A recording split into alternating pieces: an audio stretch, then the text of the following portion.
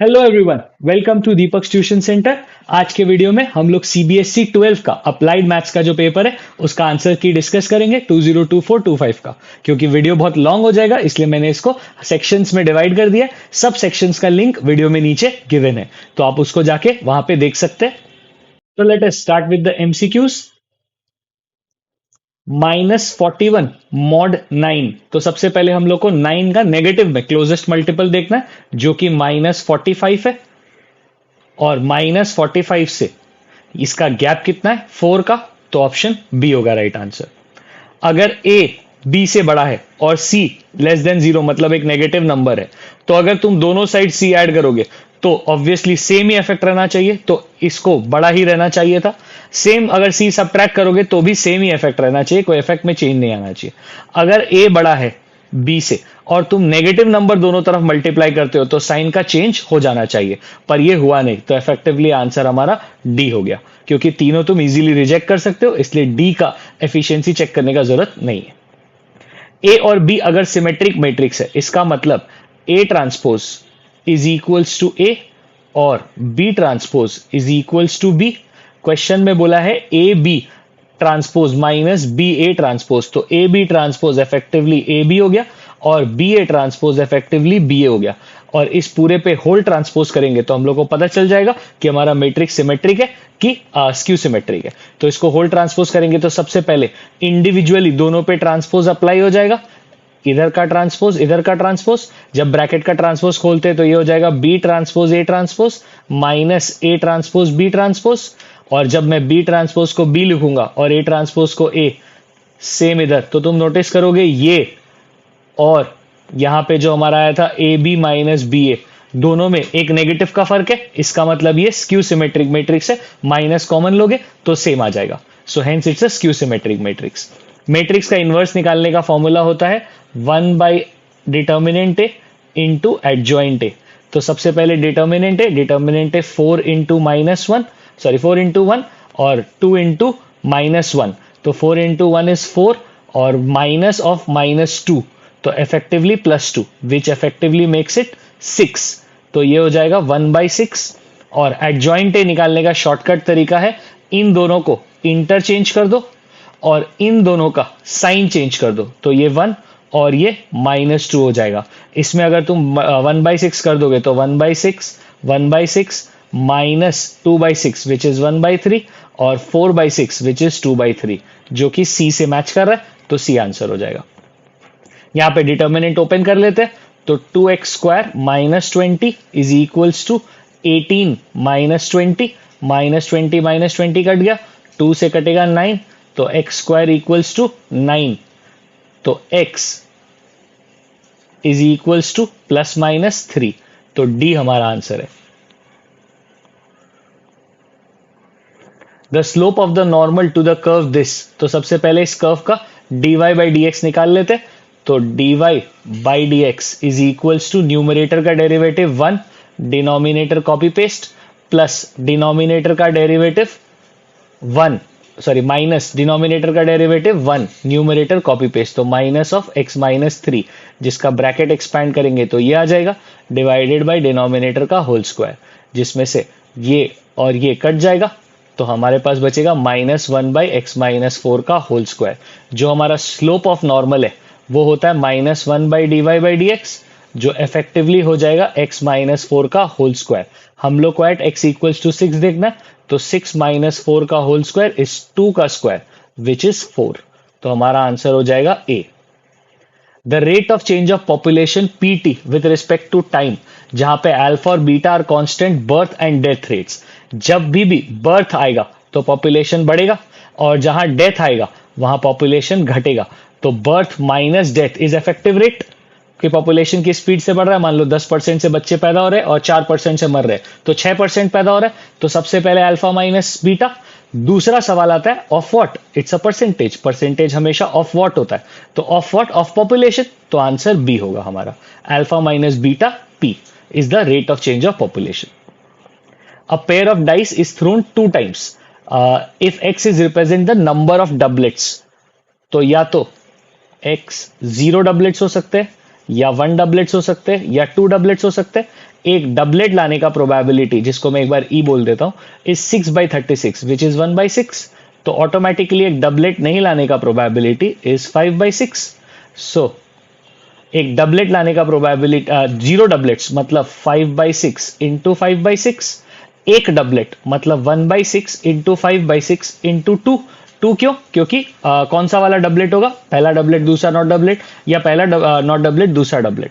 और दोनों डबलेट लाने का 1/6 इंटू 1/6। हम लोग को बेसिकली मीन निकालना है, तो PIXI निकाल लेते हैं। ये तो 0 आएगा, ये आ जाएगा हमारा 10/36 और ये आ जाएगा 2/36। तो टोटल करेंगे तो 12/36 आएगा, विच इफेक्टिवली इज 12 1 जा 12 3 जा 1/3। तो आंसर सी हो गया।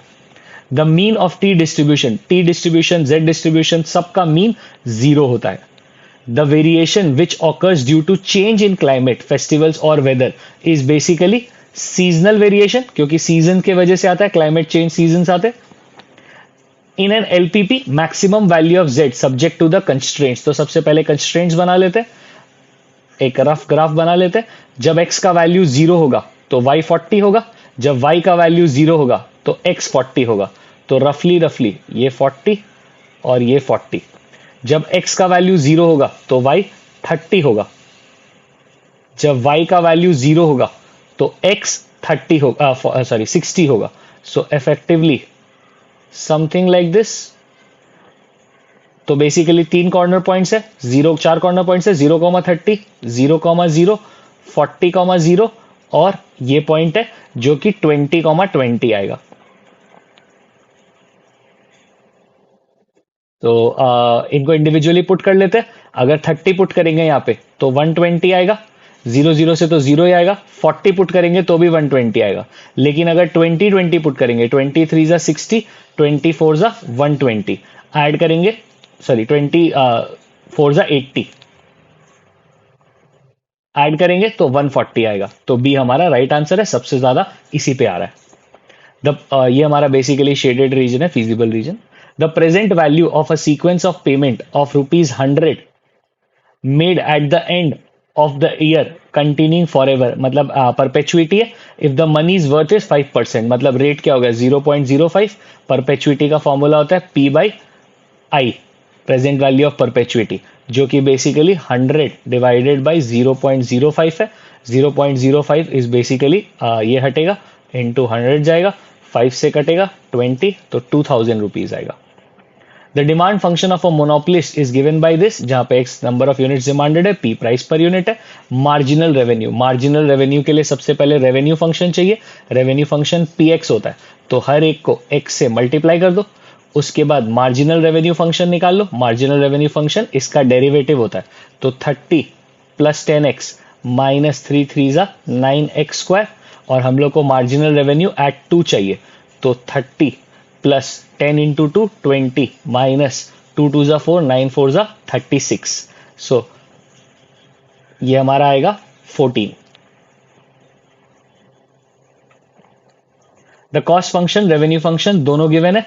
हम लोग को वैल्यू मैक्सिमम प्रॉफिट के लिए निकालना है, तो profit function is revenue minus 0.015x² cost.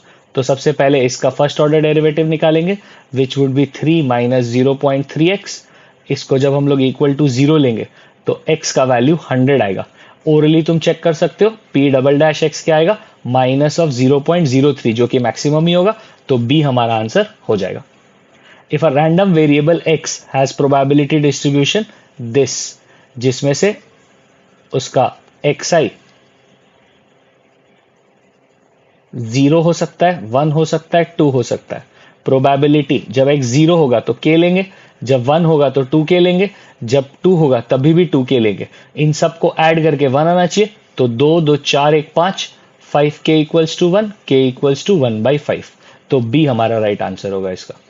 The test statistic t for significance of differences between 2 independent samples is given by, हम लोग का ये आंसर राइट है B, x bar - y bar divided by s √1/n1 + 1/n2।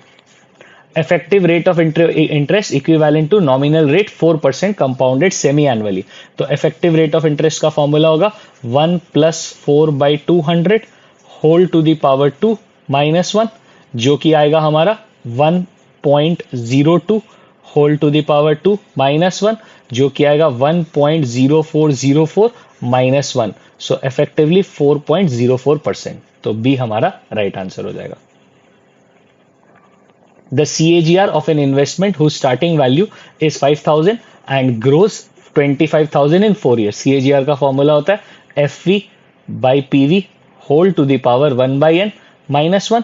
FV है 25,000 divided by 5,000 which is 5 to the power 1 by 4 that is 0.25. तो 5 to the power 0.25 is this. इसमें से -1 करेंगे तो आएगा 0.4953 जो कि 49.53% है. तो ए राइट आंसर है. ये तो बहुत ही अच्छे से परोस के दिया हम लोग को, सीधा सीधा देख के आंसर लिखना है. Assertion reason, the area of the bounded region bounded by the line y minus 1 equals to x. So जब x का वैल्यू 0 होगा तो y का वैल्यू 1 होगा, जब y का वैल्यू 0 होगा तो x का वैल्यू -1 होगा. तो बेसिकली ये हमारा लाइन है, इस लाइन का और and the x equals to -1 और x इक्वल्स टू 1. हम लोग को इन लाइंस के बीच का एरिया चाहिए. So basically integration of x plus 1 -1 से 1 dx. इसका एक शॉर्टर वर्जन भी है, वो भी दिखा दे रहा है जस्ट इन केस. ये बेसिकली एक ट्रायंगल बन रहा है. इस ट्रायंगल का एरिया क्या होगा? Half into base into height. ये जो बेस है हमारा ये 2 का है और ये जो हाइट है, अगर x का वैल्यू तुम 1 पुट करोगे यहां पे तो 1, तो y का वैल्यू 2 आएगा. मतलब ये हाइट बेसिकली क्या है? 2. तो half into 2 into 2 effectively 2.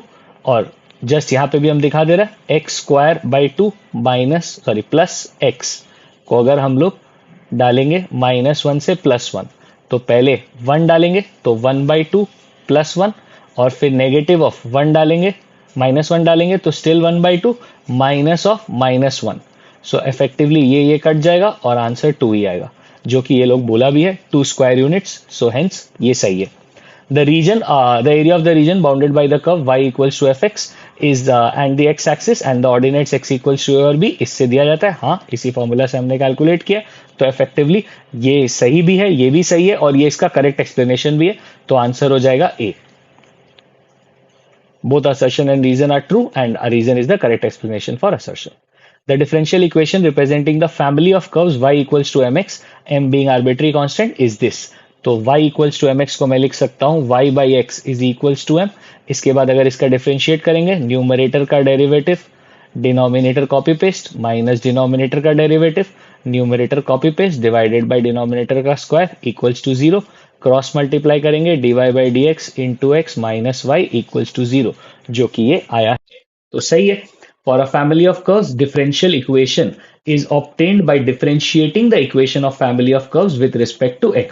True, family of curves को with respect to X differentiate करते और आर्बिट्री कांस्टेंट एलिमिनेट कर देते अगर कुछ होता है तो. वेरी ट्रू, कंप्लीटली राइट है. सो बेसिकली असर्शन और रीजन दोनों ट्रू है और ये इसका सही एक्सप्लेनेशन भी है क्योंकि हमने डेरिवेटिव ही किया है इसका, तभी हम लोग को ये डिफरेंशियल इक्वेशन मिला है. तो हेंस दोनों ट्रू है, तो ए इज द राइट आंसर. तो ओवरऑल देखें तो एमसीक्यूज बहुत इजी दिया था, ओवरऑल पेपर इजी बनाया है. होपफुली सबका अच्छा गया होगा.